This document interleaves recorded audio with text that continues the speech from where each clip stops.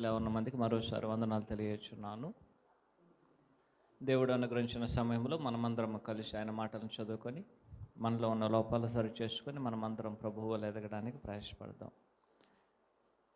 మత్తయి సువార్త 12వ అధ్యాయము 42వ వచనం. విమర్శ సమయమున దక్షిణ దేశపు రాణి ఈ తరము వారితో నిలబడి వారి మీద నేరస్థాపన చేయును. ఆమె సొలొమోను జ్ఞానము వినుటకు భూమి అంతము నుండి వచ్చెను.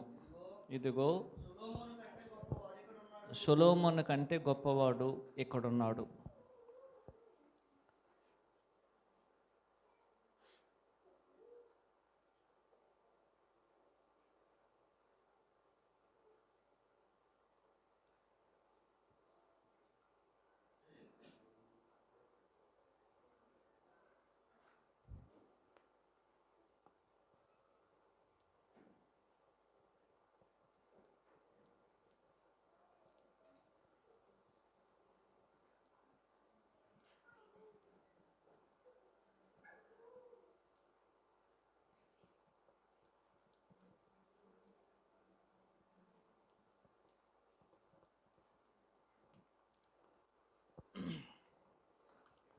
ఇరువురిని ప్రభువు తీసుకొని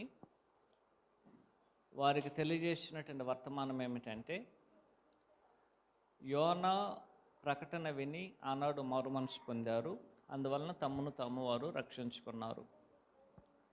2, దక్షిణ దేశపు రాణి షేబా దేశపు రాణి సొలొమోను యొక్క జ్ఞానమును విశ్వాసం ఉంచి ఆమె అంత దూరం నుంచి ప్రయాణం చేసి వచ్చింది. అయితే ఈ 2 విషయములు అనేది ప్రభువును నమ్మడానికి అవసరమైనదే. 1, మారు మనసు పొందకపోతే వారు నాశనం అవుతారు. 2, విశ్వాసం ఉంచకపోయినట్లయితే ఆ జ్ఞానాన్ని కూడా వినడానికి ఎవరు కూడా ముందుకు రారు. ఇప్పుడు ప్రభువు చెప్పిన మాటలను ఆనాడు వారు విశ్వాసం ఉంచి ఉన్నట్లయితే ప్రభు యొక్క శిక్ష నుంచి తప్పించుకోవడానికి అవకాశం ఉంది. 2, ప్రభు యొక్క జ్ఞానమును వారు విశ్వాసం ఉంచినట్లయితే వారు ఏం చేయబడడానికి అవకాశం ఉంది, వారు కూడా దేవుని వలన రక్షణ పొందడానికి అవకాశం ఉంది. ఈ రెండిటిని ప్రభు యందు వారు కోల్పోయారు. కాబట్టి ఈ ఇరువురు ఆనాడు వారి మీద నేరస్థాపన అనేది చేయబడడం జరుగుతుంది. కాబట్టి 42వ వచనంలో విమర్శ సమయమున దక్షిణ దేశపు రాణి ఈ తరము వారితో నిలువబడి వారి మీద నేరస్థాపన చేయును. ఏమని నేరస్థాపన చేయాలండి? ఏమి నేరస్థాపన చేయబడుతుంది? ఆమె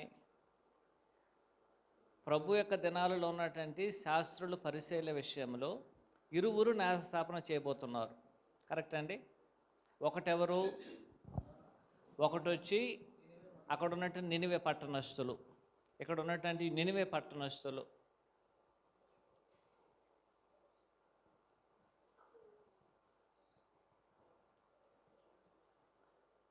నినివే పట్టణస్థులు ఎందుకు పరిశీలు శాస్త్రాల విషయంలో నేరస్థాపన చేయబోతున్నారు?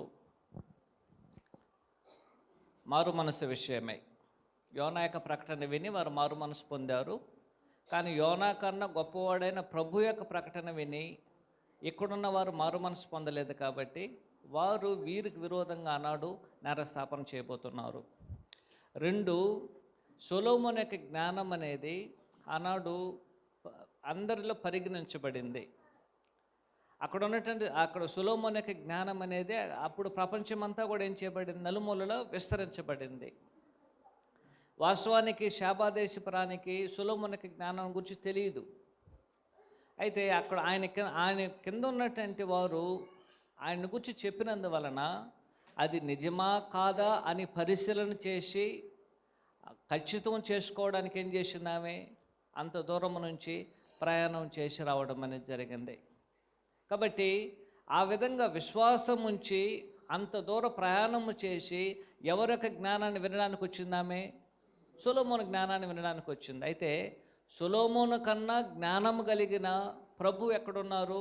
వారి మధ్యలోనే ఉన్నారు. కానీ వీరేం చేయలేకపోతున్నారు? ప్రభు యొక్క మాటలందు విశ్వాసం ఉంచలేకపోతున్నారు. కాబట్టి ప్రభు యొక్క మాటలందు వారికి విశ్వాసం లేదు, మారు మనసు పొందాలనే ఒక ఆకాంక్ష కూడా వారిలో లేదు. అందువలన ఇరువురు ఆ తీర్పు దినమందు వారి మీద నేరస్థాపన అనేది చేయబడబోతున్నారని ఇక్కడ తేటగా తెలియజేయబడ్డం అనేది జరిగింది. ఈ యొక్క దక్షిణ దేశపు రాణి ఎక్కడి నుంచి వచ్చిందండి? చాలా దూర ప్రాంతం నుంచి వచ్చింది. అంత దూర ప్రాంతం నుంచి సొలొమోను గారిని గురించి విని ఆయన ఎంత జ్ఞానం కలిగిన వాడో, ఆయన యొక్క పరిపాలన ఎంత జ్ఞానంగా జరుగుతున్నదో, మరియు ఆయన యొక్క వస్తువులు అలంకరించినటువంటి విధానము, ఆయన కట్టుకున్నటువంటి బిల్డింగ్స్, ఆయన యొక్క పని అంటే ఆయన దగ్గర ఉన్నటువంటి సైనికులు ధరించేటువంటి వస్త్రాలు, వారు చేతిలో ఉంటుకున్నటువంటి ఆయుధములు, వీటన్నిటిని వారు భోంచేసేటువంటి పాత్రలు, ఆయన ఉన్న సింహాసనము, ఆయన చేసేటువంటి తీర్పులు, వీటన్నిటిని గురించి అనేకులు చెప్పుకున్న దాన్ని ఎవరు నమ్మారు? షాబా దేశపు రాణి విన్నది. విని దక్షిణ దేశం నుంచి ఏం చేసింది? ఇప్పుడు ఆమె అనేక దినములు ప్రయాణం చేసి సొలొమోను యొక్క జ్ఞానమును విని నిజమా కాదని పరిశీలన చేయడానికి వచ్చింది ఆమె. అయితే ఇక్కడ సొలొమోను కన్నా జ్ఞానం కలిగిన ప్రభు వారి యొక్క మధ్య ఏం చేస్తున్నాడు? ఆయన అంత జ్ఞానము కలిగి దేవుని యొక్క వాక్యాన్ని బోధిస్తున్నప్పుడు ఇక్కడ ఉన్నటువంటి వారు ఆయన యొక్క మాటలను విశ్వాసం ఉంచడానికి వారు ఇష్టపడడం లేదు. కారణం ఏమిటంటే ఆయన చెప్తున్నాడు, మీరు వ్యభిచారులైన చెడ్డతరము. మీరు నమ్మడానికి బదులుగా మీరేం చేస్తున్నారు? ఇప్పుడు ఏం చేస్తున్నారంటే నినివే ప్రకటనను వారు నమ్మారు, అందువల్ల మారు మనసు పొందారు. దక్షిణ దేశపు రాణి ఆనాడు సొలొమోను యొక్క జ్ఞానమును నమ్మి అంత దూరం నుంచి పరిగెత్తుకుంటూ వచ్చింది. అయితే మీరేం చేయడం లేదు? యోనా కన్నా ఎక్కువ ప్రకటన చేస్తున్నా, మీరు వింటున్నారు, కానీ మీరేం చేయడం లేదు? మారు మనసు పొందాలని ఇష్టం లేదు. నేను మీ మధ్య ఉండి దేవుని యొక్క వాక్యాన్ని బోధిస్తున్నా, కానీ మీరేం చేయడం లేదు? నా దగ్గరకు వచ్చి ఆ యొక్క బోధ విశ్వాసం ఉంచడానికి మీకు అయిష్టత అనేది ఉంది. అందువలన వారు ఇరువురు ఏం చేయబోతున్నారంటే మీ మీద నేరస్థాపన చేస్తారని తేటగా తెలియజేయడం జరిగింది. కాబట్టి ఎలాగున్న ప్రభువు సొలొమోను కన్నా గొప్పవారు గమనించారు. ఇక్కడ ఆయన చెప్తున్నాడు, గమనించండి. 41-2 వచనంలో ఆమె సొలొమోను జ్ఞానం వినుటకు భూమ్యాంతముల నుండి వచ్చాను, ఇదిగో సొలొమోను కంటే గొప్పవాడు ఇక్కడ ఉన్నాడు. ఎవరండి అది? ప్రభువును గురించి ఆయన తెలియజేసేటువంటిది. ఆనాడు దక్షిణ దేశపు రాణి సొలొమోను గారి ద్వారా ఎలాంటి ఒక ఇన్విటేషన్ లేకుండా ఆనాడు వచ్చింది ఆమె. ఏ ఇన్విటేషన్ సొలొమోను గారు పంపించలేదు. తనకి జ్ఞానాన్ని వినమని, తన జ్ఞానాన్ని విని విశ్వాసం ఉంచమని సొలొమోను గారు ఎవరు కూడా ఏం చేయలేదు, ఇన్విటేషన్ పంపించలేదు. ఆమె తనంతట తామే వచ్చింది.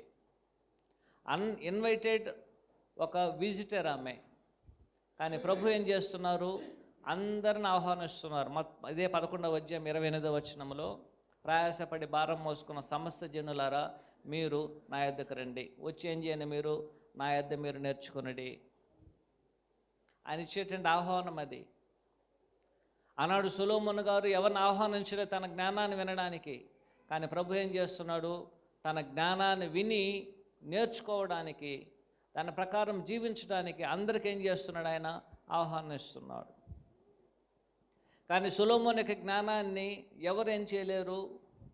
ఆయన దగ్గరకు వచ్చి ఇన్విటేషన్స్ కార్డ్స్ ఆయన ఎప్పుడు కూడా చెప్పలేదు, నా దగ్గర వచ్చి జ్ఞానాన్ని నేర్చుకోండి అని ఎప్పుడైనా ఇన్విటేషన్ పంపించారని సొలొమోను గారు ఎక్కడ కూడా మనం చూడలేము. కానీ ప్రభువు పంపిస్తున్నారు. అందువల్ల నా సొలొమోను కన్నా ప్రభువు గొప్పవారుగా ఉన్నారు.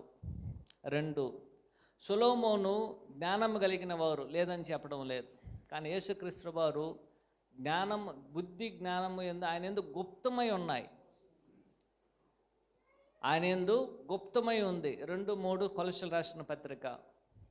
బుద్ధి జ్ఞానములు సర్వసంపదలు ఆయన యందే, ప్రభువునందే గుప్తమై ఉన్నాయి. సొలొమోను యొక్క జ్ఞానం అనేది దేవుడు ఆయనకి ఇచ్చినటువంటిది. ఆ యొక్క జ్ఞానాన్ని వినడానికి దక్షిణపు దేశరాలు వచ్చేసింది ఆయన దగ్గరికి, విశ్వాసం ఉంచింది, నమ్మింది. అసలు ఆయన జ్ఞానం కలిగిన వాడా లేదని పరీక్షించడానికి వచ్చింది ఆమె. కానీ ప్రభు వచ్చి సర్వ సంపదలు అంటే జ్ఞానమంతా కూడా ఎవరిలో గుప్తమై ఉన్నది? ప్రభువులో గుప్తమై ఉన్నది. అందువలన సొలొమోను కన్నా కూడా ప్రభువు గొప్పవారుగా ఉన్నారు. 3, ఆనాడు దక్షిణ దేశపు రాణి, షాబా దేశపు రాణి అంత దూరము ప్రయాణం చేయడానికి ఆమెకు అనేకమైనటువంటి కష్టాలు ఉన్నాయి, అనేకమైనటువంటి సమస్యలు ఉన్నాయి, అనేకమైన బాధలు ఉంది. ఒక స్త్రీ ప్రయాణం చేసి దక్షిణ దేశం నుంచి ఈ యొక్క ప్రాంతానికి, అంటే దక్షిణం నుంచి ఎక్కడికి రావాలి? ఆమె ఆపోజిట్ డైరెక్షన్కి రావాలి. అంత దూరం రావాలని అనుకున్నట్లు, అంత దూరానికి రావాలనుకున్నట్లు ఒక స్త్రీ ఇంత దూరం ప్రయాణం చేసి రావాలంటే ఆ యొక్క ప్రయాణంలో ఎన్నో సమస్యలను ఎదుర్కొన్నది, ఎన్నో కష్టాలను ఎదుర్కొని ఉంటుంది, ఎన్నో బాధలను అనుభవించి ఉంటుంది. అయినను సరే తాను విన్నటువంటి దాన్ని విశ్వాసం ఉంచి నిజమా కాదని తెలుసుకోవడానికి ఇంత దూరం ప్రయాణం చేసి వచ్చింది. కానీ ప్రభువు వారి మధ్యలోనే ఉన్నారు. మీరు ఎక్కడికి ప్రయాణం చేయాల్సిన అవసరం లేదు, ఆయన మీ దగ్గరకు వస్తున్నాడు. ఆయనే మన దగ్గరకు వస్తున్నాడు. ఆయన ఆనాడు ఉన్నప్పుడు ఆ ఇశ్రాయేల్ ప్రజల మధ్య ఆయన తిరిగాడు, సంచరించాడు. ఆయన ఇంతకు ముందుగా మనం చదివాం. వారి మధ్య సంచరం చేయొచ్చు వాక్యాన్ని వారికి బోధిస్తున్నాడు. ఆయనే దేవుని కుమారుడని, ఆయన మాటలని విశ్వాసం ఉంచవలేనని అందరికీ ఆయన తెలియజేస్తున్నారు. అయినను సరే వారు ఏం చేయడం లేదు? ప్రభు యందు విశ్వాసం ఉంచడం లేదు. అనేకులు ఆనాడు అనేకమైన సమస్యలను ఉన్నను సరే ఆమె దూర ప్రాంతం నుంచి వచ్చేసింది. కానీ ప్రభు మన మధ్యలో ఉన్నను సరే వారు ఏం చేయడం లేదు, ఆయన మీద విశ్వాసం ఉంచడం లేదు. 4వది ఏమిటంటే, అంత దూరం నుంచి ప్రయాణం చేసినటువంటి షాబా దేశపు రాణి, ఆ షాబా దేశపు రాణికి ఒక నమ్మకం అనేది లేదు. సొలొమోను గారి దగ్గర రావడానికి ఒక బలమైనటువంటి ఒక కారణం లేదు, ఒక బలమైనటువంటి నమ్మకం లేదు. తాను వచ్చినట్లయితే ఆయన జ్ఞానము, తాను విన్నటువంటి జ్ఞానం అనేది కరెక్ట్ అయినదా కాదా, అది సరైనదా కాదా అని తెలుసుకోవడానికి ఆమె ఏం చేసింది? అంత దూరం ప్రయాణం చేసి వచ్చింది. అయినా సరే ఆమె ఏం చేయలేదు, నేరుగా వచ్చి చూసి ఆయన ఎందుకు ప్రశ్నలు వేసి ఆయన చేసినటువంటి పనులను, ఆయనకు తీర్పులను గమనించిన తర్వాత, ఆయనకు బోధను గమనించిన తర్వాత ఏం చేసింది? ఆమె కన్ఫర్మ్ చేసుకుంది. కానీ యేసుక్రీస్తు వారి దగ్గరికి ఎవరు వచ్చినా సరే ఎవరు కూడా ఏం చేయలేరు. ఆయన ఎందుకు అనుమానించి ఏం చేయాల్సిన అవసరం లేదు, మనము రావాల్సిన అవసరం లేదు. ఎంతమంది అయితే ఆయన దగ్గరకు వస్తారో అంతమంది జ్ఞానము కలిగిన వారికి ఏం చేయగలరు? వారు వెళ్ళడానికి అవకాశం అనేది ఉంది. ప్రభు దగ్గరకు వచ్చేటువంటి వారు వ్యర్థంగా ఎవరు కూడా తిరిగి వెళ్ళలేరు. ఆనాడు సొలొమోను దగ్గరకు వచ్చినటువంటి ఆ షాబా దేశపు రాణి ఆయన దగ్గర రావడానికి ఒక అన్స్టేబుల్గానే వచ్చింది. ఆమె ఒక స్థిరమైనటువంటి ఆలోచన, అన్సర్టన్స్లోనే వచ్చింది. ఆమె ఒక సర్టనిటీ లేదు. ఆమె వస్తున్నది, ఎందుకు వస్తున్నది? ఏదో తాను విన్నది నిజమా కాదు తెలుసుకోవడానికి వచ్చింది ఆమె. కానీ ప్రభు దగ్గరకు వచ్చేటువంటి వారికి అలాంటి అన్సర్టనిటీ అవసరం లేదు, ఒక అనిశ్చితత అనేది అవసరం లేదు, ఒక అస్థిరమైనటువంటి ఆలోచన లేదు. మనం ప్రభు దగ్గరకు వచ్చినట్లయితే ఖచ్చితంగా ఆయన ఏం చేయగలం? మనము జ్ఞానమును పొందడానికి అవకాశం అనేది ఉంటున్నది. 4వది ఏమిటంటే, అంత దూరం నుంచి ఆమె ప్రయాణం చేసుకొని సొలొమోను గారి దగ్గరకు వచ్చినా సరే సొలొమోను గారు ఆమెకి జ్ఞానాన్ని ఇవ్వలేడు. సొలొమోను గారు ఏం చేయలేరు? ఆమెకి జ్ఞానాన్ని ఇవ్వలేడు. ఆమె జ్ఞానాన్ని వినగలదంతే.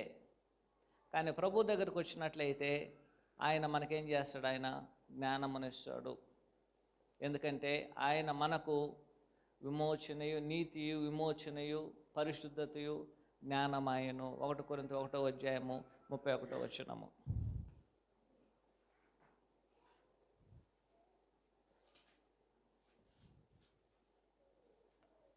31 చదువుతాను, గమనించాను. అతిశయించువాడు 1 కొరింథీ 1:31 అని, అతిశయించువాడు ప్రభువునందే అతిశయించవలెనని రాయబడినది నెరవేరినట్లు దేవుని మూలంగా ఆయన మనకు జ్ఞానమును, నీతియు, పరిశుద్ధతయు, విమోచన ఆయను. అనేక మంది ఏమనుకుంటున్నారంటే ఆ జ్ఞానాన్ని మాత్రం ప్రభువుకు తీసుకుని నేరుగా సామెతల గ్రంథానికి పోల్చి ఆ జ్ఞానం ఈ జ్ఞానం అనుకుంటున్నారు. ఆయన ఒక జ్ఞానం మాత్రం కదా ఇక్కడ ఆయన ఏమేమి చెప్పబడింది గమనించాను. ఆయన జ్ఞానమును, నీతియు, పరిశుద్ధతయు, విమోచన ఆయను. కాబట్టి ఆ జ్ఞానం వేరే, ఈ జ్ఞానం వేరే. అక్కడ జ్ఞానం అనేది ఘోషిస్తుంది. ఇక్కడైతే ప్రభు ఏమన్నారు, ఒక జ్ఞానం మాత్రం కాదు, జ్ఞానము, నీతి, విమోచన మరి పరిశుద్ధతగా మనకున్నారు. కాబట్టి ఎవరైతే ప్రభు దగ్గరికి వస్తున్నారో వారందరూ జ్ఞానమును పొంది వెళ్ళడానికి అవకాశం ఉంది. కానీ సొలొమోను గారు ఏం చేయలేరు, జ్ఞానాన్ని ఇవ్వలేరు.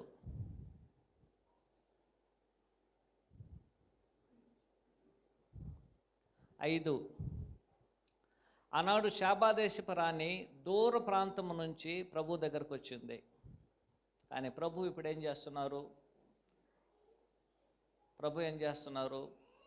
అని చెప్తున్నాడు, ఇదిగో నీ తలుపు నిలబడి ఏం చేస్తున్నా, నేను తడుచున్నాను. ఆనాడు ఇశ్రాయేలీల కాలంలో వారి మధ్యలోనే ఆయన ఉన్నారు.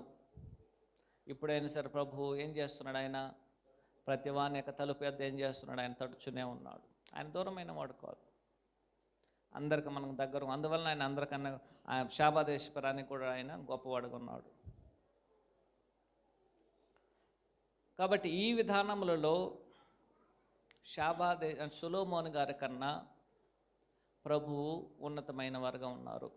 చివరి పాయింట్ ఏమిటంటే, ఆయన విషయంలో సొలొమోను యొక్క జ్ఞానం అనేది ఆయన పాపము నుంచి ఏం చేయలేకపోయింది. ఆయనని పాపం చేయకున్నట్లుగా అది తన్ను రక్షించలేకపోయింది.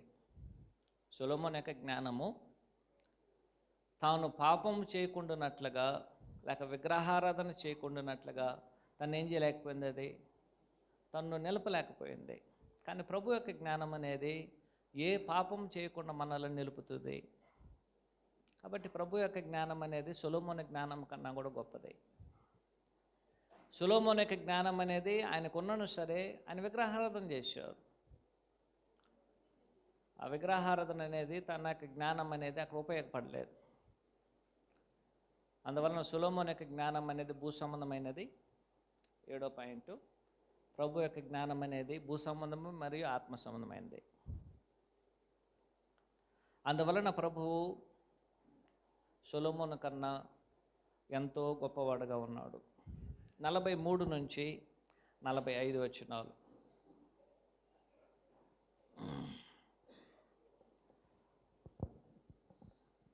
మత్తయి సువార్త 12వ అధ్యాయము 43 నుంచి 45 వచనాలు.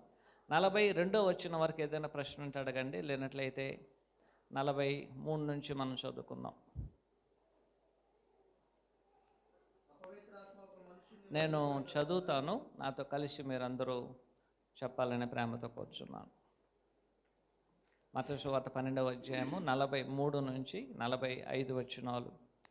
అపవిత్రాత్మ ఒక మనుషుని వదిలిపోయిన తర్వాత అది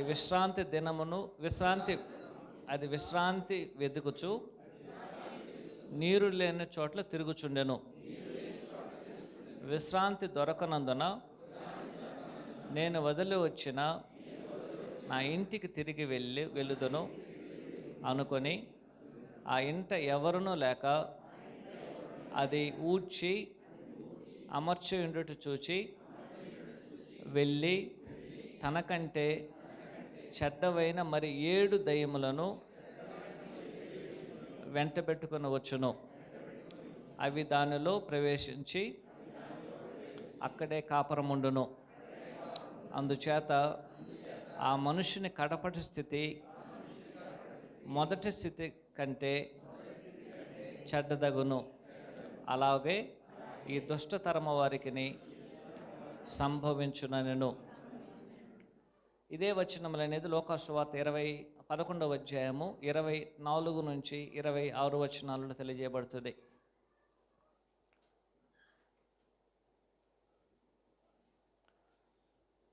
అదే వచనాలే అక్కడ మనం చదవడం లేదు.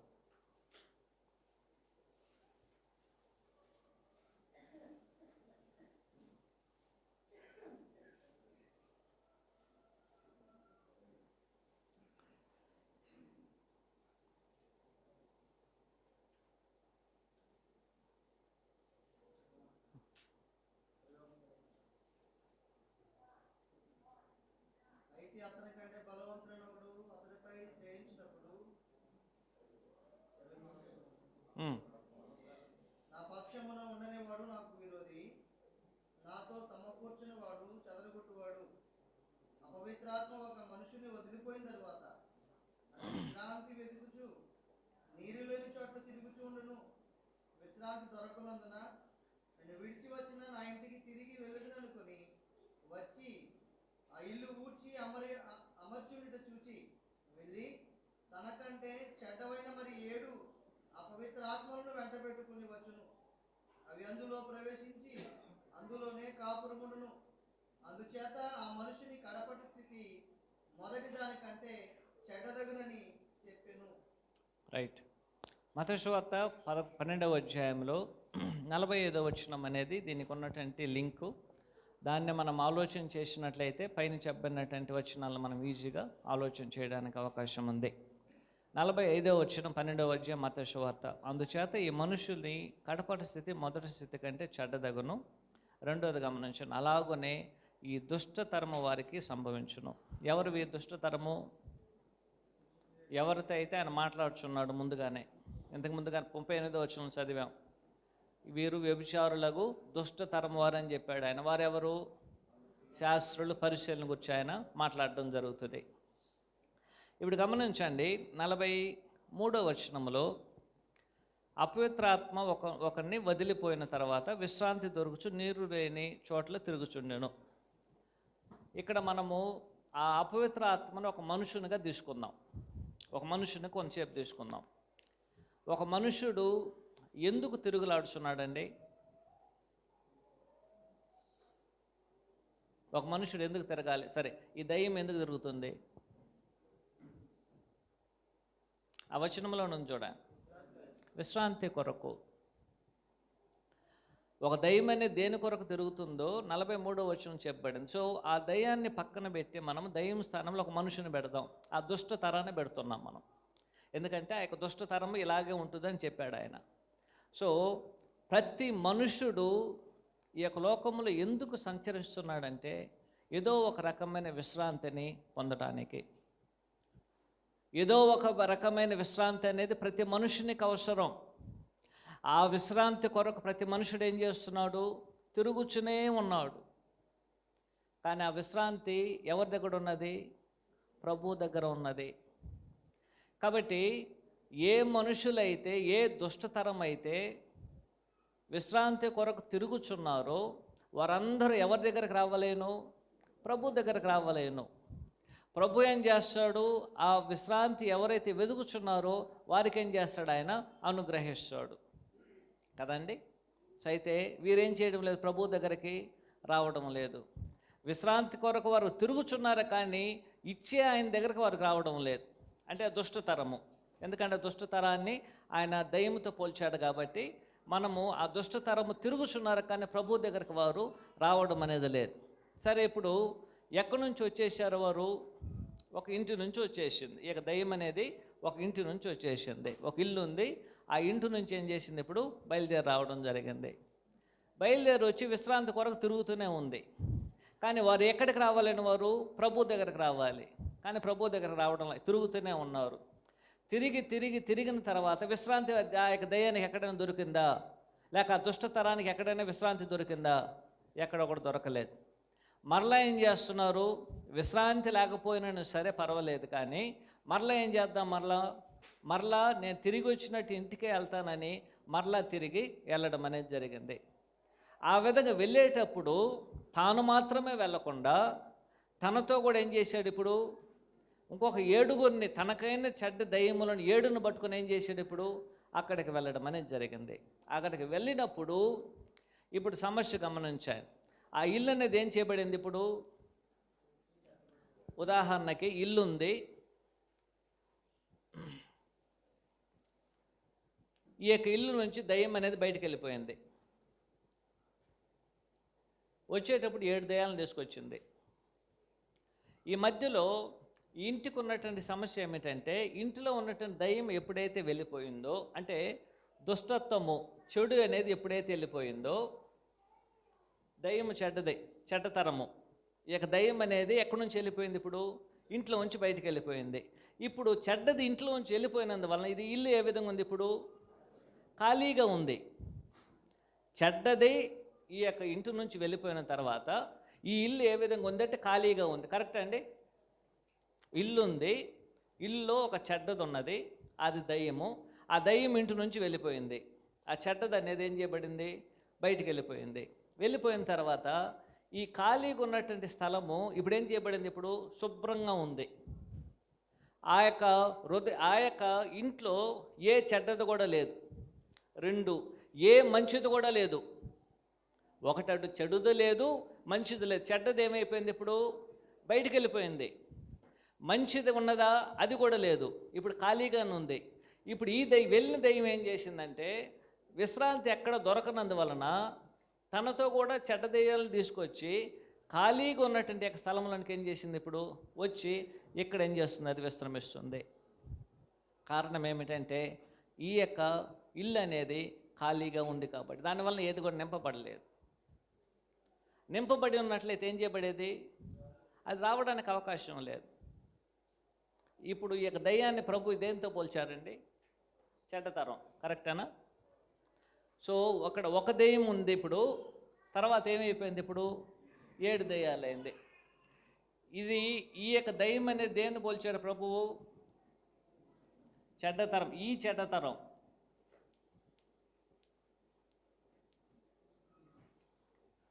అంటే ఇశ్రాయేలులో ఉన్నటువంటి ఒక చెడ్డతరం. ఈ ఒక్క దయ్యం ఎవరంటే, ఉదాహరణ వాస్తవానికి విగ్రహారాధన.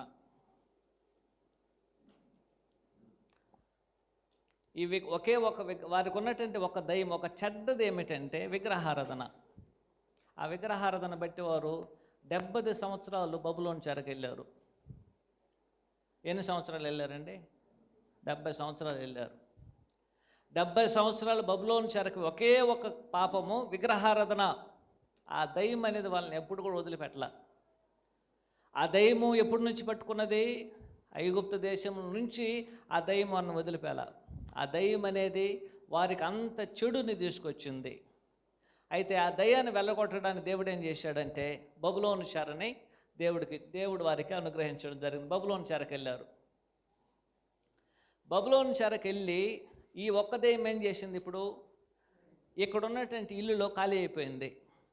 కానీ విగ్రహారాధన వెళ్ళిందే కానీ బయటికి ఆ హృదయంలో ఏమి లేదు, మంచి జారల, దేవుని గుణాలు రాలేదు.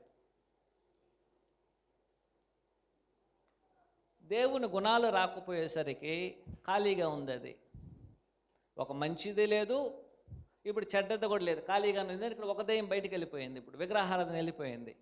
వచ్చినటువంటి వారు ఏం చేశారంటే, ఈ విగ్రహారాధన మాత్రం కాకుండా 7 చెడు లక్షణాలు చేర్చుకున్నారు. అందువలన ఇంటి యొక్క పరిస్థితి మొదటి స్థితి కన్నా రెండో స్థితి అనేది బహు చెడ్డదిగా ఉంది. వారి యొక్క మొదటి స్థితి అనేది ఇప్పుడు యొక్క స్థితి కన్నా ఏ విధంగా ఉంది?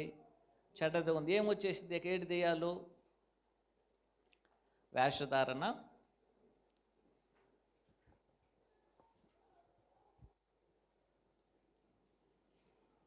దురాశ,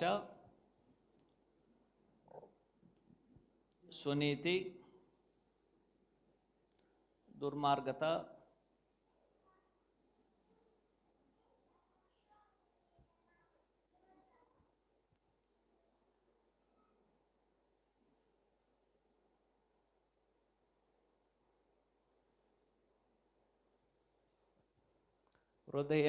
హృదయ కాఠిన్యం,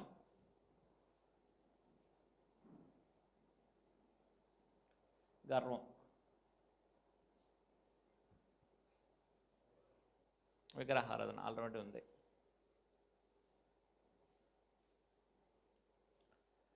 దాని అర్థం ఏమిటంటే, ఇక్కడ దయ్యం అనేది దయ్యంగా ప్రభు గుర్తించలేదు. దీన్ని మీరు ఆలోచన చేయాలి. ఆ దయ్యాన్ని దేంతో పోల్చాడు? ఆయన చెడ్డ తరముతో పోల్చాడు. అందుకని ముందుగానే చెప్పాను, కీ పాయింట్ అనేది ఎక్కడ ఉంటుందో మనం గుర్తించాల్సిన అవసరం అనేది ఉంటున్నది. ఆ కీ పాయింట్ ఏమిటి? 45వ వచనం. అందుచేత ఈ మనుషుని కడపటి స్థితి, అది దయ్యమా మనుషుడా? సరే, ఇప్పుడు 12వ అధ్యాయం 43వ వచనం చదువుతాను, గమనించాను. అపవిత్ర ఆత్మ ఒక మనుషుని వదిలిపోయిన తర్వాత అది విశ్రాంతి నీరు లేని చోట తిరుగుచుండెను. కరెక్ట్ అని? ఇప్పుడు విశ్రాంతి లేని చోట తిరుగుతుంది. ఒక మనుషుని దయ్యం పెట్టుకుంది.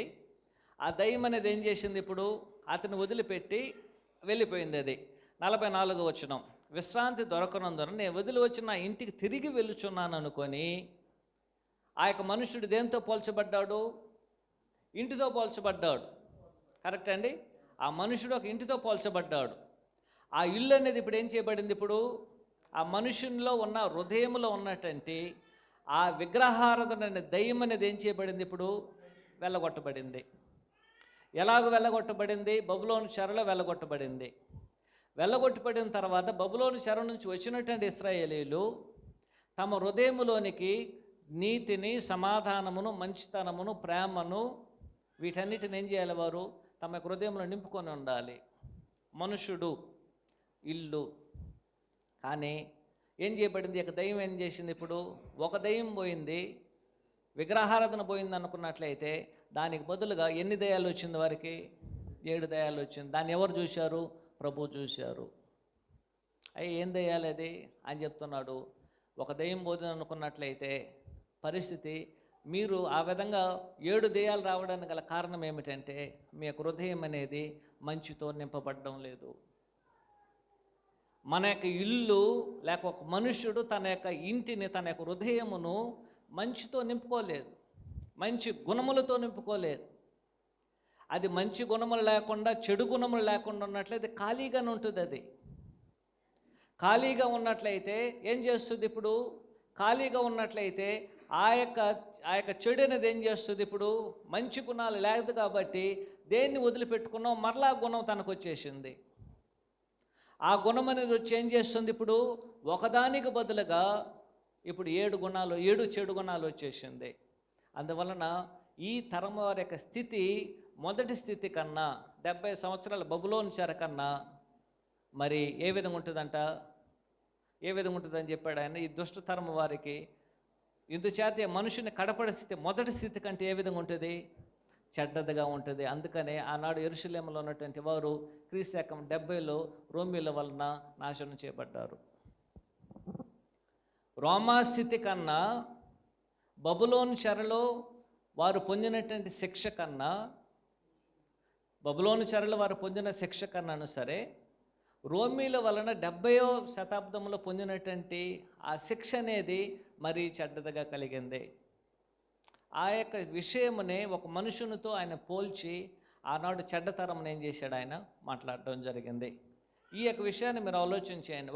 ఒక మనుషుడు ఉన్నాడు. ఆ మనుషుడు ఇంటితో పోల్చబడ్డాడు. ఒక మనుషుడున్న అతనికి ఇల్లు ఉంది. అతనికి ఇల్లు హృదయంతో నేను తీసుకున్నాను. ఒక మనుషుడు నా యొక్క హృదయం అనేది ఇల్లుగా పోల్చుకున్నాను. నాకు ఒక దయ్యం పట్టుకుంది. ఆ దయ్యం ఏమిటి? విగ్రహారాధన నా హృదయంలో ఉంది. ఈ విగ్రహారాధన పోవడానికి దేవుడు బబులోను చెరలో నన్ను శిక్షించాడు. సరే, విగ్రహారాధన పోయిందే అనేసి 70 సంవత్సరాల తర్వాత యెరూషలేముకి వచ్చినటువంటి వారు ఏం చేశారు? ఇప్పుడు విగ్రహారాధన పోయినప్పుడు హృదయం అనేది ఖాళీగా ఉంది, నా ఇల్లు ఖాళీగా ఉంది. ఇప్పుడు నేను మంచి గుణములతో, ప్రేమ, సంతోషం, సమాధానం, దీర్ఘశాంతం, దయాలత్వం, మంచితనము, వీటన్నిటిని ఏం చేయాలి? నేను నింపుకోవాలి. కానీ నింపుకోలేదు. దానికి బదులుగా వారు ఏం చేశారు? ఇప్పుడు ఖాళీగా ఉన్నందువలన మరి 7 గుణములు అనేది వాళ్ళకు వచ్చేసింది. అదేమిటి? ప్రభు వచ్చి చెప్పారు, మీరు వేషధారులుగా ఉన్నారు, దుష్టులుగా ఉన్నారు, మీరు సునీతి పరులు, మీ హృదయం కాఠినమైనది, మీరు గర్విస్తున్నారు, లోభులుగా ఉన్నారు, విగ్రహారాధన చేస్తున్నారు. ఈ విధంగా 7 గుణములు ఏం చేశారు? వారు 7 దయ్యములను వారు ఏం చేశారు? ఇప్పుడు తమ హృదయం, తమ ఇంటిలో ఏం చేశారు? వారు నింపుకున్నారు. ఇప్పుడు మొదటి స్థితి కన్నా కడప స్థితి ఏ విధంగా ఉంది వారికి? ఎందుకంటే మొదటి స్థితిలో వారికి ఒక దయ్యం ఉన్నప్పుడు శిక్ష అనేది కొద్దిగానే ఉన్నది. 7 దయ్యాలు కలిగినప్పుడు వారు ఆనాడు రోమీల వలన 75వ సంవత్సరంలో వారి యొక్క శిక్ష అనేది అతీతమైనటువంటిది. ఈ తరం అని చెప్తున్నాడు ఆయన పర్టికులర్గా. 43వ వచనం అదే 45వ వచనం అదే చెప్తుందండి. అందుచేత ఈ మనుషుని కడపడి స్థితి మొదటి స్థితి కంటే చెడ్డదగును, అలాగునే ఈ దుష్టతరము వారికి సంభవించునను. కరెక్ట్ అండి? దుష్టతరమేనా? ఎవరిని గురించి మాట్లాడుతున్నాడు ఆయన? ఈ దుష్టతరం ఏ తరముతో అయితే ఆయన మాట్లాడారు, ఎవరితో మాట్లాడుతున్నాడు ఆయన? 38వ వచనంలో శాస్త్రులతో పరిచయులతో మాట్లాడుతున్నప్పుడు ఈ దుష్టతరము వారికి ఇక స్థితి మొదటి స్థితి కన్నా కడపటి స్థితి అనేది ఏ విధంగా ఉంటుంది? బహు కఠినంగా ఉంటుంది. దీన్ని అలాగే మనం పోల్చుకుందాం. మనకేం చేద్దాం? వాటిని అలాగనే మనల్ని గురించి మనం పోల్చుకుందాం. కొంచెం కఠినంగా ఉంటుంది, అయినా సరే దాన్ని అంగీకరించాలి. మనం పోల్చుకున్నప్పుడు మనం ఏదైనా సరే ఒక పాపం చేస్తాం, తాగుతూ ఉంటాం. ఒకవేళ నేను తాగుబోతున్నాను అనుకోండి, నేను తాగుతూ ఉన్నా, ఏ తప్పిదం నేను చేయలేదు. తాగుబోతనం మాత్రమే నా యొక్క ప్రాచీన స్వభావం. క్రీస్తు ప్రభువు దగ్గరికి వచ్చాను, వెమ్మాను, విశ్వాసం ఉంచాను, మారు మనసు పొందాను, ప్రభువును ఒప్పుకున్నాను, తండ్రి కుమారుని యొక్క పరిశుద్ధాత్మక నామంలో బాప్తిసం పొందేశాను. నా పాపం అన్నీ ఏం చేశాను? నేను విడిచిపెట్టేసిన తర్వాత నా హృదయం అనేది ఏం చేయబడింది? ఇప్పుడు దేవుడు నన్ను క్షమించాడు, నా పాపములన్నీ తీసివేయబడింది. నా హృదయం అనేది ఎలాంటి చెడ్డ లేకుండా, నేను ఒకే ఒక పాపం చేశాను, అది పోయింది, తాగుబోతనం పోయింది నాలో. ఇప్పుడు దాంట్లో ఒక మంచిని నేను నింపకపోయినట్లయితే, ఏ మంచి అండి? గలతీ 5వ అధ్యాయం 20వ వచనంలో ప్రేమ, సంతోషము, సమాధానము, దీర్ఘశాంతము, మంచితనము, దయాలత్వము, సాత్వికము మరియు ఆశ నిగ్రహము. మరియు ఎఫెసీ 5వ అధ్యాయంలో మంచి వెలుగు ఫలముల గురించి మాట్లాడుతున్నాడు. 2 పేతురు 1వ అధ్యాయంలో జ్ఞానమందు, సద్గుణమందు భక్తిని, వీటన్నిటినీ మన హృదయంలో కట్టుకోకపోయినట్లయితే ఏమవుతుందండి? మన హృదయంలో ఖాళీగా ఉంటుంది. ఇప్పుడు అంతేనండి, హృదయం అనేది ఖాళీ. ఎప్పుడైతే ఖాళీగా ఉంటుందో, క్రైస్తుడైన తర్వాత హృదయంలో నాకు ఉన్న పాపం ఒకటి పోయింది, కానీ క్రైస్తుడైన తర్వాత ఒక మెసేజ్ విన్నాడు ఆయన. ఏం విన్నాడు? అదేముంది, ఎన్ని పాపాలైనా సరే యేసుక్రీస్తు వారికి రక్తం అనేది పవిత్రపరుస్తుందని విన్నారు. ఇప్పుడు ఏం చేశాడంటే ఆయన ఆ ఒక పాపాన్ని మరలా తెచ్చుకొని దాంతో కూడా ఏం కలిపి తెచ్చుకున్నాడు. ఇప్పుడు ఏం చేశాడు ఆయన? దానికి బదులుగా 7 ప్రాచీన స్వభావాలని తాను తెచ్చుకుంటున్నాడు. 7 ప్రాచీన స్వభావములు, 1 కాదు, 2 కాదు. ఒకప్పుడు క్రీస్తులో రాకడానికి ముందుగా ఒకే ఒకటి ఉంది, క్రీస్తు యేసులోనికి వచ్చిన తర్వాత 7గా మారింది. ఇప్పుడు తాగుబోతనము, అబద్ధము, గర్వము, లోభము, ఈర్ష, కోపము, ద్వేషము, ఇన్ని కలిగి ఉంటున్నాం. ఎందుకు కలిగి ఉన్నాం? కారణం ఏమిటంటే, ఎప్పుడైతే ప్రభువునందు మనము పరిశుద్ధపరచబడ్డామో వెంటనే వాటితో ఏం చేయాలి? మనము మంచి గుణములతో దాన్ని నింపాలి. ప్రేమతో, సంతోషంతో, సమాధానముతో, దీర్ఘశాంతముతో, ఆశా నిగ్రహముతో మరియు జ్ఞానముతో, తెలివితో, బుద్ధితో ప్రభు యొక్క గుణాతిశయములన్నిటినీ మన హృదయంలో నింపాలి. ఆ విధంగా నింపకుండా మనము మన హృదయాన్ని చెడు నుంచి మాత్రం దూరం చేసుకున్నట్లయితే మనం నీతిమంతులం కాదు.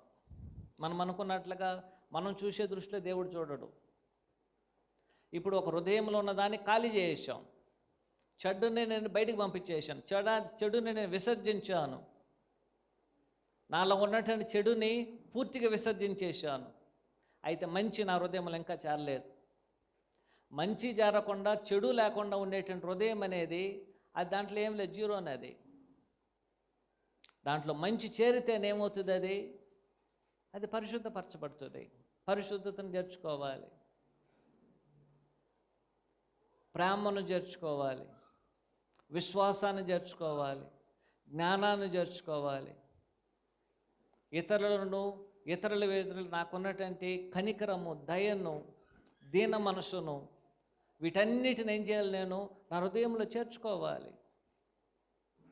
ఎప్పుడైతే క్రైస్తవులైన మనము వీటిని చేర్చుకోవడానికి దూరం అవుతామో అటు చెడు లేదు, ఇటు మంచి లేదు.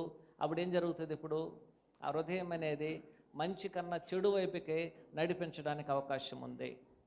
అలాంటి అనేక పరిస్థితి నువ్వు క్రైస్తవు కావడానికి ముందుగా ఉన్న మొదటి స్థితి కన్నా క్రైస్తుడైన తర్వాత నీకు స్థితి అనేది ఏ విధంగా ఉంది ఇప్పుడు? మరీ చెడ్డదిగా ఉంది. ఏ మనుషుడైనా సరే, నేనైనా ఉన్నాయి, మీరైనా ఉన్నాయి, లోకంలో ఎవరైనా ఉన్నాయి. మన జీవితాలు అనేది బాగుపడాలని ప్రభువులోనికి వచ్చాం. మన జీవితాలకు విశ్రాంతి ప్రభువునందు కావాలని ప్రభు దగ్గరకు వచ్చాం. ఆ విశ్రాంతిని ప్రభువునందు కొనుగొన్నాం. ఆయన యందు విశ్వాసం ఉంచాం. నాలో ఉన్న ప్రభువును గూర్చి విన్న తర్వాత నాలో ఉన్న చెడు అనేది దూరం అయిపోయింది. నాలో చెడు గుణాలు లేదు, అందువలన మంచి గుణాలు కూడా లేదు. అటు చెడు గుణాలు లేదు, ఇటు మంచి గుణాలు లేదు. నేను ఎలాంటి క్రైస్తవుని? మంచి గుణములతో నింపబడినటువంటి వాడే క్రైస్తవుడు. ప్రభు చెప్తున్నాడు, ఆయన పరిశుద్ధుడును, నిర్దోషు, నిష్కలంషుడును, ఆ పాపుల్లో చేరక ప్రత్యేకమైన వాడు, నేను సాత్వికుడును, దీన మనసు కలిగి ఉన్న నా యొద్దకు రండి, తను తాను తగ్గించుకున్నాడు, అట్టి మనసును మీరును కలిగి ఉండండి. ఇవన్నీ మన హృదయములో మనం చేర్చుకొనవలసినటువంటి మంచి గుణములు. వాటిని మనం చేర్చుకోకపోయినట్లయితే మన యొక్క మొదటి స్థితి కన్నా కడపడి స్థితి ఏ విధంగా ఉంటుంది? మరీ చెడ్డదిగా ఉంటుంది. అందుకే ఆయన తెలియజేశాడు 2 ఉదాహరణలని 2 పేతురు గ్రంథంలో.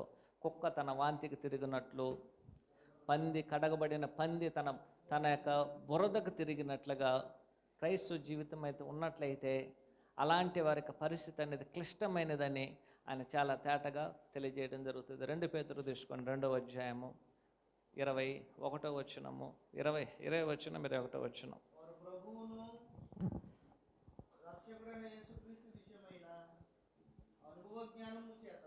నేను చదువుతాను, దీన్ని మీరు అందరూ నాతో కలిసి చెప్పండి. 2 పేతురు 2వ అధ్యాయం 20, 21, 22 వచనాలు. వారు ప్రభువును రక్షకుడైన యేసుక్రీస్తు విషయమైన అనుభవ జ్ఞానము చేత ఈ లోక మాన్యమును తప్పించుకొనిన తర్వాత మరలా వాటిలో చిక్కబడి వారి చేత జయించబడిన ఎడల వీరి పరిస్థితి ఏందండి? ప్రభు యొక్క శక్తి ఏమిటో గమనించాను. 2 శక్తులు పనిచేస్తుంది ఇక్కడ. ఒకటి ప్రభు యొక్క శక్తి పనిచేస్తుంది, 2 లోక మాలిన్యం అనేది కూడా మన మీద పనిచేస్తుంది. లోకం కూడా మన మీద ఆకర్షణీయంగా మన మీద ప్రయోగం చేస్తుంది. ప్రభు యొక్క శక్తిని బట్టి మనం ఏం చేశామని చెప్తున్నాడు గమనించండి. 20వ వచనంలో, వారు ప్రభువును రక్షకుడైన యేసుక్రీస్తు విషయమైన అనుభవ జ్ఞానము చేత ఈ లోక మాలిన్యమును తప్పించుకుని తర్వాత, ప్రభు యొక్క జ్ఞానం అనేది, ప్రభు యొక్క సహవాసము, ప్రభు యొక్క ప్రేమ ఒక వ్యక్తిని ఏం చేసింది? ఇప్పుడు లోక మాలిన్యం నుంచి తప్పించుకోవడానికి అవకాశం ఏర్పరిచింది. లోక మాలిన్యం నుంచి మనం తప్పించబడ్డాం. ఆ దయ్యం అనేది మన దగ్గరికి బయటికి వెళ్ళిపోయింది. ఆ దయ్యం వెళ్ళిపోయిన తర్వాత ఇప్పుడు ఏం చేయబడుతున్నామంటే ఎప్పుడైతే మంచి గుణములతో మన హృదయాన్ని, మన ఇంటిని నింపకపోయినట్లయితే మన యొక్క స్థితి అనేది ఏ విధంగా ఉంటుందని చెప్తున్నాడు ఆయన. మొదటి స్థితి కన్నా కూడా కడవరి స్థితి చెడ్డదిగా ఉంటుంది. 20 వచనములు చివర్లో గమనించండి. వారి కడవరి స్థితి మొదటి స్థితి కంటే మరి చెడ్డదగును. అవునండి, అవునా కదా? వారికి మొదటి స్థితే బాగుండేది, ఒక పాపంతోనే ఉన్నారు. కానీ ఇప్పుడు కడవరి స్థితి ఏమైపోయింది? ఇప్పుడు 7 దయ్యాలు, 7 దుష్టత్వాలు జరిగిపోయిన హృదయంలో. క్రైస్తవుని చూసిన వెంటనే, ఇంతకుముందు అయితే ఒకే ఒక తప్పిదం చేసేవాడు అండి, ఒక పాపం చెప్పేవాడు. ఇప్పుడు క్రైస్తవులైన చూస్తే అబద్ధం చెప్తున్నాడు, దురాశ కలిగి ఉన్నాడు, అన్నీ వ్యభిచారం ఉంది, తాగుబోతుతనం ఉంది, మోసం చేస్తున్నాడు, మళ్ళీ ఏం అందరిని ద్వేషిస్తున్నాడు, లేనట్లయితే అందరి మీద ఈర్ష్యను కలిగి ఉన్నాడు, మోసం చేస్తున్నాడు. అయితే మొదటగా అతని యొక్క స్థితి ఏ విధంగా ఉంది? ఒకే ఒక పాపము. కానీ ఇప్పుడు ఏమైపోయింది? క్రైస్తవుడైన తర్వాత వాని యొక్క స్థితి అనేది మరీ చెడ్డదిగా ఉంది. కారణం ఏమిటంటే, మొదటి స్థితి నుంచి 2వ స్థితికి మార్పు చెందినప్పుడు, ఆ మార్పు చెందిన తర్వాత ఆ హృదయం అనేది, ఆ ఇల్లు అనేది ఏం చేయబడవలేను? మంచుతో నింపబడవలేను. ఆ మంచుతో నా హృదయమును నింపకపోయినట్లయితే అది ఏం చేస్తుందంటే ఆ యొక్క హృదయము ఇంకా చెడ్డదవడానికి అవకాశం ఉంది. ఎంత చెడ్డదవుతుందో ఒకసారి 21-22 వచనం చదువుతాను, గమనించండి, నాతో కలిసి చెప్పండి. వారు నీతి మార్గమును అనుభవపూర్వకముగా తెలుసుకొని తమకు అప్పగించబడిన పరిశుద్ధమైన ఆజ్ఞ నుండి తొలగిపోవుట కంటే ఆ మార్గమును అనుభవపూర్వకముగా తెలియక ఉండుటే వారికి మేలు. కుక్క తన వాంతికి తిరిగినట్లు, కడగబడిన పంది బురదలో దొర్లుటకు మరలినట్లు అను నిజమైన సామెత వీరికి సంభవించును. ఈ సామెత అనేది మనలో ఎంతమందికి ఉన్నదో నాకు తెలియదు. ఉండొచ్చు, అప్లికబుల్ కావచ్చును, అప్లికబుల్ కాకపోవచ్చు. అయితే మనం ఆలోచించాల్సిన విషయం ఏమిటంటే, మన మొదటి స్థితి కడపడి స్థితి అనేది ఏం చేయకూడదు, వర్స్ట్గా ఉండకూడదు. అయా నేను 10 పాపాలు కలిగి ఉన్నాను, క్రీస్తులోనికి వచ్చిన తర్వాత నేను ఏ పాపము చేయడం లేదు, అయితే 10 ప్రభు యొక్క గుణాతిశయములను కలిగి ఉన్నాను. నాలో మంచితనం ఉంది, ప్రేమ ఉంది, కనికరం ఉంది, దయ ఉంది, విశ్వాసం ఉంది, దీన మనసు ఉన్నది అనే గుణములు అనేది మనలో ఇతరులు చూడాలి. చూడలేనట్లయితే ఏమవుతుంది? కుక్క ఏం చేసిందండి ఇప్పుడు? ఎందుకు వాంతి చేసింది? కుక్క దేనికి వాంతి చేసింది? అది చెడ్డది కాబట్టి. అరగదు. అది చెడ్డది కాబట్టి ఏం చేసింది? అది వాంతి చేసేసింది. వాంతి చేసిన తర్వాత తనకి ఇప్పుడు మేత దొరకదు. కుక్క తిరుగుతుంది, వాంతి చేస్తుంది, తనకేదో తినేసి ఉంటుంది. అది చెడ్డది ఏదైనా అంటే మంచి ఆహారం తిన్నా సరే ఏదైనా ఒక చెడ్డది కానీ తినేసిందంటే ఆ కంప్లీట్ ఆహారాన్ని అది చెడిపోపు చేస్తుంది. అది వెంటనే కుక్క ఏం చేస్తుంది అంటే వామిటింగ్ చేస్తుంది. వామిటింగ్ చేసి ఏం చేస్తుంది అంటే వాంతి ఎప్పుడైతే చేస్తుందో కడుపులో ఉన్నటువంటి ఆహారం అంతా బయటకు వచ్చేస్తుంది. వచ్చేసిన వెంటనే ఇప్పుడు కుక్క ఏం చేస్తుందంటే అలాగ తిరుక్కుని వస్తుంది. దేనికి? ఏదైనా మంచి ఆహారం దొరుకుతుంది అనేసి. మంచి ఆహారం దొరికిందనుకో దీన్ని తినదు. అది తిరిగిన తర్వాత ఎక్కడ మంచి ఆహారం దొరకలేదనుకో ఆకలి ఎత్తుంది. ఏం చేయాలి ఇప్పుడు? ఎవరు ఆహారం పెట్టడం లేదు, మరలా వస్తుంది, ఆ వాంతిని మరలా తింటుంది.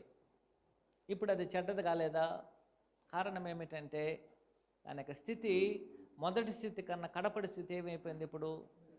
ఎందుకంటే వారి యొక్క ఈనాడు క్రైస్తవుల యొక్క జీవితం కూడా అనేక మంది యొక్క జీవితం అలాగే ఉంది. చెడ్డదాన్ని మనం కక్కేస్తున్నాం, చెడ్డదాన్ని మనం విసర్జిస్తున్నాం, తృణీకరిస్తున్నాం. కానీ మంచిని మనం చేర్చుకోకుండా, మన యొక్క హృదయంలో రాకుండా అలాగూ తిరుక్కుని వచ్చిన తర్వాత ఏం చేస్తున్నాం? మనము ఏది వద్దనుకుని మనం కక్కేసామో మరలా దాన్ని తింటున్నాం. లోక మాలిన్యాన్ని మరలా మన జీవితాలకు అంటగట్టుకొని ఉన్నందువలన ఏమైపోతుంది? ఇప్పుడు నా యొక్క మొదటి స్థితి కన్నా కడపడి స్థితి అనేది మరీ చెడ్డదైపోయింది. పందిని గురించి మనం విన్నామండి, మనమందరం ఎరిగినటువంటిదే. పందిని ఏం చేస్తాం మనము? ఒకవేళ మనం పందిని కడిగినట్లయితే కడిగేసిన తర్వాత ఏం చేయాలి? ఇప్పుడు పందిని అలాగే వదిలేస్తే అది ఒప్పుకోదు. అది ఆ పంది బురదలో ఉన్నప్పుడు బురద దేనికి కూడా ఇష్టం లేదు. పందికి కూడా ఇష్టం ఉండదు. పందికి బురద ఇష్టమని కాదు, దానికి ఇష్టం కాదు వాస్తవానికి. కానీ తన యొక్క శరీరం అనేది ఏం చేయబడవలేనంటే ఆ యొక్క చల్లని ఒక వాతావరణాన్ని ఆ యొక్క శరీరానికి దానికి కావాలి. చల్లని వాతావరణం అనేది ఏం చేయలేదు, దానికి ఎక్కడో దొరకదు. చల్లని ఒక వాతావరణం తన శరీరానికి ఒక కంఫర్ట్ని ఇచ్చేటువంటి ఒకే ఒక ప్రదేశం ఏమిటంటే బురద. ఆ బురదలో ఏం చేస్తుంది? అది అలాగే పండుకొని అది కంఫర్ట్ పొందుతుంది. ఇప్పుడు ఆ పందిని బయటికి తీసుకొచ్చి మనం నీట్గా కడిగి ఆ బురద కన్నా మంచి కంఫర్ట్ను మనం ఇచ్చినట్లయితే మళ్ళీ బురదకి వెళ్తుంది అది. కానీ మనం ఇవ్వకుండా పందిని కడిగి మాత్రం పెట్టినట్లయితే ఏమవుతుంది? అది మరలా చల్లదనము ఆ యొక్క సాటిస్ఫాక్షన్ కొరకు ఏం చేస్తుంది, మరలా అదే మురికిలోనికి మరలా వెళ్తుంది. ఈనాడు క్రైస్తవుల యొక్క జీవితం కూడా అలాగే ఉన్నది. అనేక మంది మనం క్రీస్తు యేసులో కడగబడుతున్నాం, ఆయన రక్తము ద్వారా కడగబడుచున్నాం, బాప్తిసం ద్వారా మన జీవితాలు కడగబడుతున్నాయి. కానీ కడగబడినటువంటి ఆ యొక్క మురికి నుంచి మనం బయటకు వచ్చేసాం. వచ్చినటువంటి మనము ప్రభు యొక్క గుణాలు ధరించుకోకపోయినట్లయితే ఏం జరుగుతుంది? ఇప్పుడు ఎక్కడి నుంచి వచ్చాము అదే మురికికి మళ్ళా వెళ్తున్నాం. అందువల్ల ఆయన చెప్తున్నాడు, మీ యొక్క స్థితి మొదటి స్థితి కన్నా కడపటి స్థితి అనేది మరీ చెడ్డదిగా ఉంది. అలాంటి క్రైస్తవులుగా మనం ఉన్నట్లయితే మనల్ని గురించి మనం పరీక్షించుకోవాల్సినటువంటి అవసరం అనేది ఉంది అని చెప్తున్నాడు. ఒక దయ్యం పోయింది అనుకుని సంతోషిస్తే ఇప్పుడు ఎన్ని దయ్యాలు వచ్చిందో? నాకు 7 దయ్యాలు వచ్చేసింది. ఏదో ఒక పాపం పోయింది, ఒక తాగుబోతు అనుకుంటే ఇప్పుడు ఏం చేస్తున్నాడు? వ్యభిచారం చేస్తున్నాడు, దొంగతనం చేస్తున్నాడు, అందరితో అబద్ధం చెప్తున్నాడు, అందరిని మోసగిస్తున్నాడు, అందరితో ఏం చేస్తున్నాడు? అందరిని ద్వేషిస్తున్నాడు, అందరి విషయంలో ఏం చేస్తున్నాడు? అతడు అసహించుకుంటున్నాడు. ఇలాంటి గుణములు క్రైస్తవులకు ఉన్నట్లయితే మన యొక్క మొదటి స్థితి కన్నా మన యొక్క స్థితి ఇప్పుడు స్థితి అనేది చెడ్డదిగా ఉంది. లోకంలో ఉన్నట్లయితే వారిని గురించి ఆయన మాట్లాడడం లేదు. ఒకవేళ మనం క్రైస్తవులం అన్నట్లయితే నా జీవితాన్ని నేను పరీక్షించుకోవాలి, మీ జీవితాన్ని మీరు పరీక్షించుకోండి. క్రీస్తులో రావడానికి ముందుగా నాకు ఏ చెడ్డ గుణాలు ఉన్నాయి, క్రీస్తులో కడగబడిన తర్వాత లేక దాన్ని విసర్జించిన తర్వాత కుక్కలాగా పందిలాగా మనము కడగబడిన తర్వాత ప్రభువునందు మన జీవితాలు అనేది మరలా అక్కడికే తిరిగి వెళ్ళి ఉన్నామా, లేక కుక్కలాగా మరలా కడగబడిన విసర్జించిన దాని దగ్గరికి వెళ్తున్నామా? ఆలోచన చేయకపోయినట్లయితే నా గురించి నేను ఆలోచన చేయకపోతే నా గురించి మీరు ఆలోచన చేయలేరు, మీ గురించి నేను ఆలోచన చేయలేను. నా గురించి నేనే ఆలోచన చేయాలి, ఎందుకంటే నా జీవితం ఇది. నిత్యత్వానికి నేను పోవాలనుకున్నట్లయితే నా గురించి నేను ఇప్పుడు ఆలోచన చేయాలి.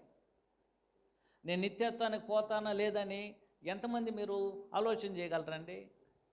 మీ గురించి మీరు ఆలోచన చేసుకోవడానికి మీకు సమయం సరిపోతుంది, నా గురించి నేను ఆలోచన చేయడానికి నాకు సమయం జరిగిపోతుంది. ఒకవేళ మీ కొరకు నేను ప్రార్థన చేయవచ్చు, మీ కొరకు వాక్యాన్ని బోధించవచ్చు, మీరు నాకు కొరకు ప్రార్థన చేయవచ్చు, మీరు నాకు వాక్యాన్ని బోధించవచ్చు, అంత మాత్రం మనం చేయగలం. కానీ నేను పరలోకం వెళ్ళవలెనా లేదా, ప్రభువు వలె జీవించవలెనా లేదనేది నా యొక్క తీర్మానమును బట్టి నిర్ణయించబడుతుంది. నేను మరలా చెడ్డవాటిని విసర్జించి మంచిని చేయవలెనా లేదనేది నన్ను బట్టి ఆధారపడి ఉంటుంది. వేషధారణ ఆనాడు ఇశ్రాయేలీయులకు ఉన్నటువంటి ప్రాథమికమైన 7 దయ్యాలు ఏమిటంటే వేషధారణ, దురాశ, సునీతి, దుర్మార్గత, హృదయ కాఠినము, గర్వము, అబద్ధం చెప్పడం, ఇతరులను మోసగించడం, ఇలాంటి విపరీతమైనటువంటి దుష్టత్వమును ప్రభువు వారిలో చూశారు. ఆయన మాత్రం కాదు, ఆయన ముందుకు వచ్చినటువంటి బాప్తిస్మ యోహన్న గారు కూడా చెప్తున్నాడు, మీరు సర్ప సంతానం అని చెప్పాడు ఆయన. ప్రభు చెప్పారు మీరు అబద్ధికులు అని చెప్పారు. ఎవరిని చూసి? ఇశ్రాయేలుని చూసి. 8వ అధ్యాయం యోహాను సువార్తలో. మత్తయి సువార్త 23వ అధ్యాయంలో మీరు వేషధారులు అని చెప్పారు. మత్తయి సువార్త 15వ అధ్యాయంలో మీరు మీ యొక్క హృదయం కఠినమైనది గర్వించున్నారని చెప్పారు ఆయన. యెషయా మిమ్మల్ని గురించి చెప్పినట్లుగా మీ యొక్క హృదయంలో గర్వం ఉంది అని చెప్పాడు ఆయన. మత్తయి సువార్త 6వ అధ్యాయంలో మీరు దేవునికి సిరికిని పోటీ పడలేరు, మీరందరూ కూడా లోక సంబంధమైన దురాశ పరులను యేసుక్రీస్తు వారు హెచ్చరించారు. రోమా 10వ అధ్యాయం 3వ వచనంలో ఆనాడు ఇశ్రాయేలును చూసినటువంటి పౌలు గారు మీ యొక్క సునీతి వలన మీరు నాశనం అయిపోయారు అంటున్నారు. ఇంకొకటి ఏమిటంటే వారికి ఉన్నది అవిశ్వాసము. అవిశ్వాసం అనేది ఏం చేసింది? వారిని దేవునికి, ప్రభువుకు దూరం చేసింది. అన్నిటికంటే ముఖ్యంగా వారిని నాశనం చేసింది వారికి ఉన్నటువంటి గర్వము. ఆ గర్వం అనేది ఏం చేసింది? గర్వం ఏం చేసిందంటే దేవునికి దూరం చేసింది. గర్వం దేవుని దగ్గరికి ఎవరిని చేర్చదు. ఈ యొక్క 7 లేక అనేకమైనటువంటి దయ్యములు అనేది వారిని ఏం చేసిందంటే వారిని మొదటి శిక్ష కన్నా కూడా రోమా ద్వారా పొందినటువంటి శిక్ష అనేది, కడపటి స్థితి అనేది ఆ చెడ్డతరం వారికి మరీ కఠినమైపోయింది. అందరూ చంపడ్డారు వాస్తవానికి. మొదటి 70వ సంవత్సరములో రోమీల వలన అక్కడున్న యెరూషలేములో ఉన్న యూదులందరూ చంపబడ్డారు, క్రైస్తవులు మినహాయిస్తే. అక్కడున్న యూదులు అందరూ చంపబడ్డారు. ఆ విధంగా చంపబడ్డానికి గల కారణం ఏమిటంటే వారికి ఉన్నటువంటి 7 దెయ్యాల కారణము. ప్రత్యేకించి ఈ 7 దెయ్యముల వలన వారు ఏం చేశారంటే యేసుక్రీస్తు ప్రభువు వారు ఎందుకు విశ్వాసం ఉంచలేదు. యేసుక్రీస్తు ప్రభువుని కూడా ఏం చేశారు, వాళ్ళు సిలువ వేశారు. సిలువ వేయడానికి ముందుగా పిలాతు అడిగినప్పుడు, అయ్యా ఇన్ని సిలువ వేయమంటున్నారు, ఈ వేయడానికి ఏ కారణం లేదన్నప్పుడు, ఆయా కారణం ఏదైనా ఉన్నాయి ఆయన సిలువ వేసేయండి, ఒకవేళ ఆయన మీద దోషం వస్తే మా మీద మా పిల్లల మీద అని అన్నడు వారు ఒప్పుకున్నారు. ఆ దోషం అనేది 70 సంవత్సరంలో వారి మీదకి వచ్చినందువలన ఆ దోషం వలన ఏం చేయబడ్డారు, వారందరూ కూడా శిక్షించబడ్డారు. వారి మీదకి వారి పిల్లల మీదకి దేవుడు తీసుకొచ్చాడు. ప్రభు చెప్పారు, ఈ యొక్క దుష్టతరము సర్ప సంతానం అని చెప్పాడు ఆయన. సర్ప సంతానం అని చెప్పాడు ఆయన. సో ఇలాంటి దోషములు అనేది, ఇలాంటి దయ్యములు అనేది ఒక మనుషుని మొదటి స్థితి కన్నా కడపటి స్థితి ఏం చేస్తుంది, అది మరీ నాశనం చేస్తుంది. కాబట్టి క్రైస్తవులు అయినామని సంతోషించడము చాలా ప్రాముఖ్యమైనది. కానీ నా యొక్క స్థితి ఎలాగున్నదో తెలుసుకోకపోయినట్లయితే, మొదటి స్థితి కన్నా కడప స్థితి మరీ ఘోరంగా ఉన్నట్లయితే శిక్ష కూడా అంత తీవ్రంగా ఉంటుంది. కాబట్టి ప్రేమైన సహోదర సహోదరులారా, మనమందరము ఆనాడు ప్రభు మనకు తెలియజేసినట్లుగా ఒక దయ్యం పోయిందంటే, ఒకటైతే నాకున్న చెడు గుణం పోయిన వెంటనే మంచి గుణాన్ని అలవర్చుకోకపోయినట్లయితే మరలా చెడ్డదని నా హృదయంలోనికి మరి విపరీతంగా వచ్చేస్తుంది. అలా కాకుండా మనమందరము నిజమైన క్రైస్తవుల ఏకలోకంలో జీవించుదాం. ఓర్పుతో వినటండి మీ అందరికీ ప్రభువైన యేసుక్రీస్తు నామములో వందనాలు తెలియజేసుకుంటూ ఈ కార్యక్రమాన్ని ముగిస్తున్నాను. అందరికి వందనాలండి.